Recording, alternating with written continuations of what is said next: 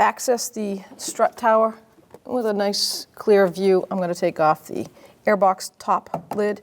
And in order to get to that air hose, I have to take off this plastic cover for the throttle body. And this is a T25. There's 2 screws holding this together.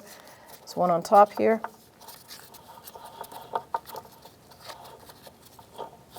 And then one down here.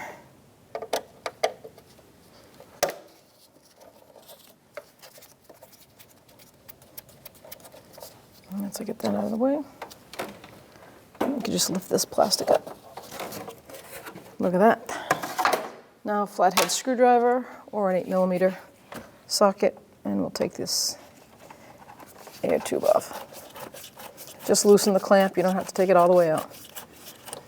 And we're going to follow the air dam around. There's a breather right here onto the valve cover. We'll take that off. Like that. Disconnect the mass airflow sensor. Push down on this tab. Pull. Then the air box only has 2 clamps over here on the side. Let's get that cable out of the way. Wiggle it off the throttle body. Lift it up. And out of the way she goes. So here is the top of the actual shock spring. So these 3 bolts are what you're taking out. Actually, they're nuts on studs. So that's the top of the cap. 13mm socket. Do not touch the center one. That's for later.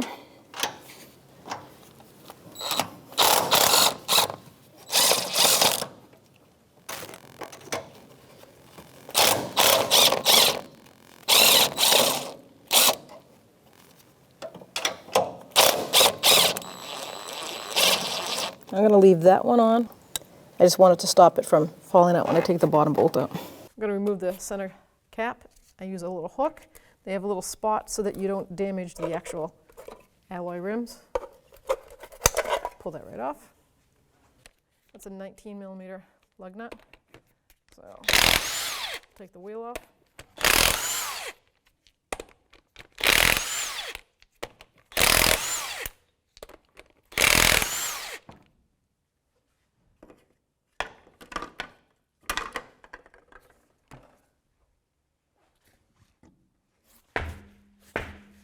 So the lower bottom bolt is right here, and that's a 24mm socket. And on the other side, the nut is actually welded to a piece of steel, so it's a stopper. So you don't need to put a wrench on it.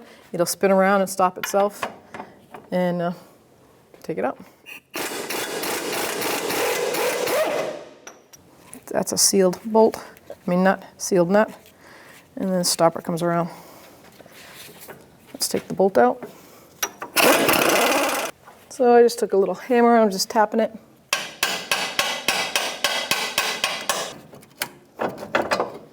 Perfect. Now that little nut that I left on the top is holding it. So now I can support this, take that nut off. And once that nut comes off, it's going to drop straight down. I can guide it down like that. Just pull it right through the below the upper control arm and then lift it out.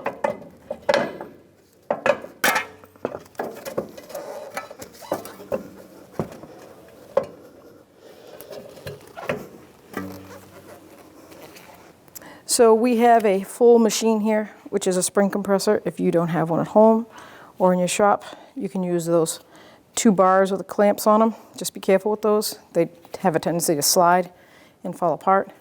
But you would need to compress this spring so there's no tension. Then you take the nut off, take the strut out, and replace just the strut.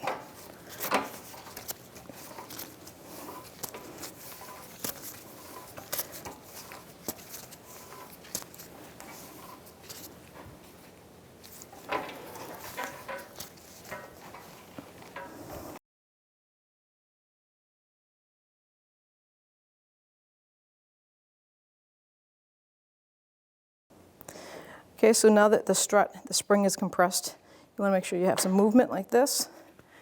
Get the right socket for your center of your strut. This happens to be an 18mm socket. I'm going to back that off, but I have to hold on to it at the same time.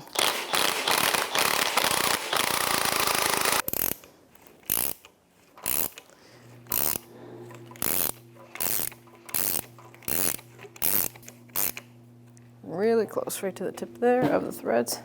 So now I can hold onto the strut and spin this off.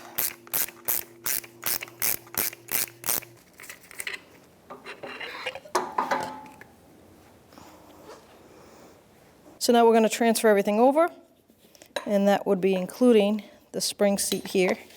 Take that off and put that right on. You want the flat side down and the side with the notch cut off for the strut spring right there. Take that joust bumper off, transfer that over.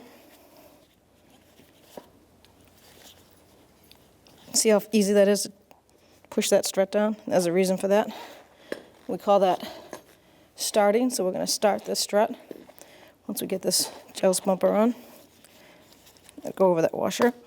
With some protection on your palm, you want to push this strut all the way down until the bottom's out. Let it come all the way back up. You're going to do this like 3 to 4 times. And what it does is it gets the oil and the gases inside that cartridge to activate. You'll see it'll get firmer so that you can't push it down all the way. Okay, now we can put the new replacement strut up inside.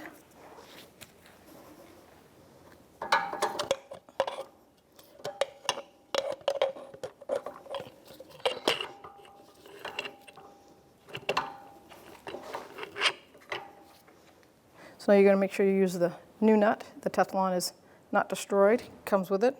And you're going to start that. I'm going to start it with the wrench because I want to make sure it's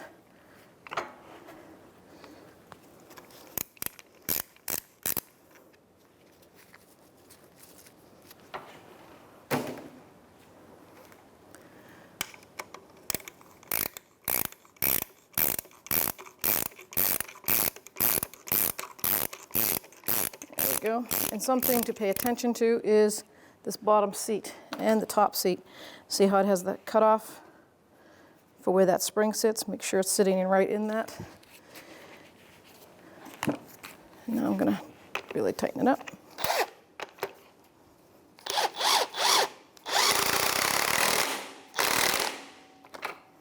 So pay attention to before you take it out.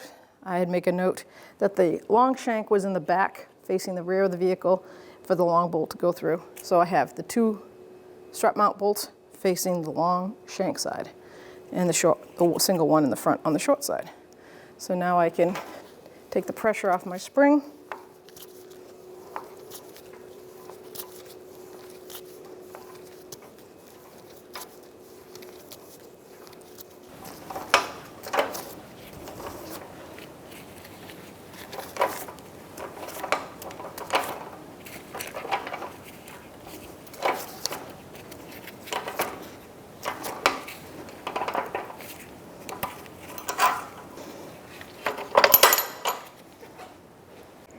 So now we're going to take the strut and put it back in. The long shank facing the back. Just slide it right in. Turn it. And now we're going to get the, grab one of the top nuts. See if we can get this up in there.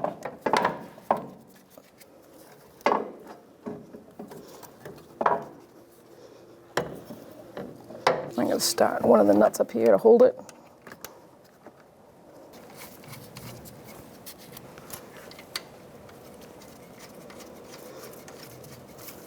There, now it's not going to fall out. So I lowered the vehicle so I can tighten the top strut mounts. That way it will pull the strut up as high as it can go, and it will leave me with minimal to pry it in there on the bottom bolt.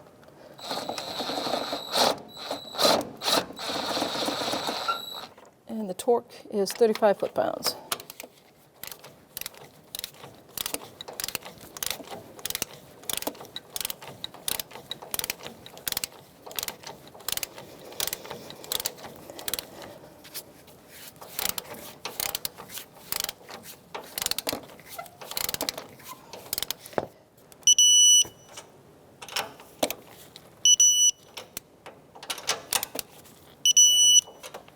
Now I'm going to put a pry bar just to wedge this control arm to come down just enough so that I can get this in.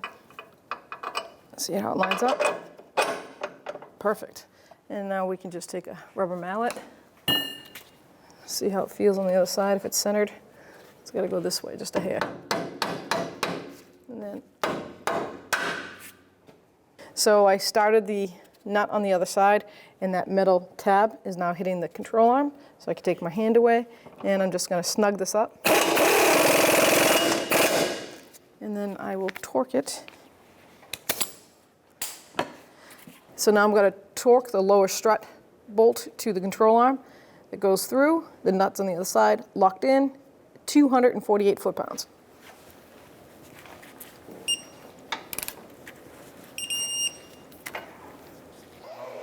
So now we can put our tire back on.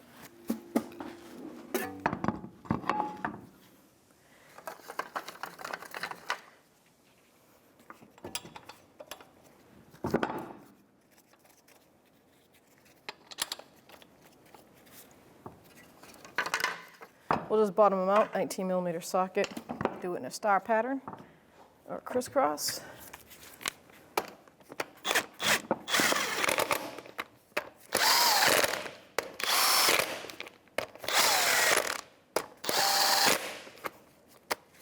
So now we're going to torque our wheels. Factory spec is 100 foot-pounds. Same as tightening, we're going to put it in a star pattern or crisscross.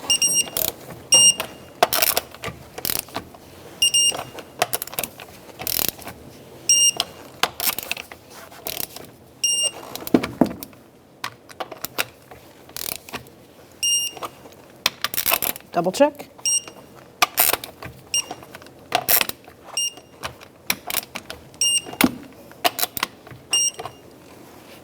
Now we can put our center cap on. You can see the actual spots for the lug nuts to sit and studs. Just tap it on. So now we can put our air box back. We have 3 tabs here, and it lines up, kind of goes in like this on that air box cover. Push it down, make sure it seats. Then you're going to take these clamps and lock them on. Work our way around. Put the hose back on the throttle body housing.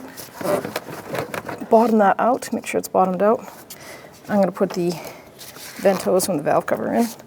And I'm going to grab my mass airflow sensor harness and click that in. And I know that this went in there.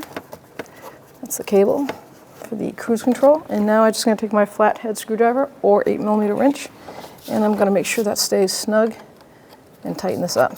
You cannot have any air leak or vacuum leak on this because the mass airflow sensor will not read properly and the car will not run. It will start and stall or idle very low. Now we can install our cover. This tab goes down here by the oil filler cap.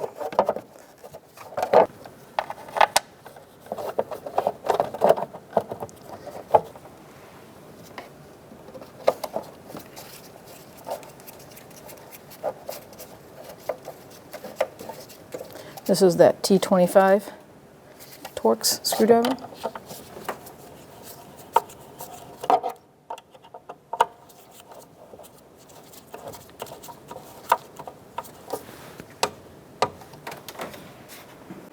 So now that you're all done, make sure you get a proper alignment whenever you do any suspension or front end repair.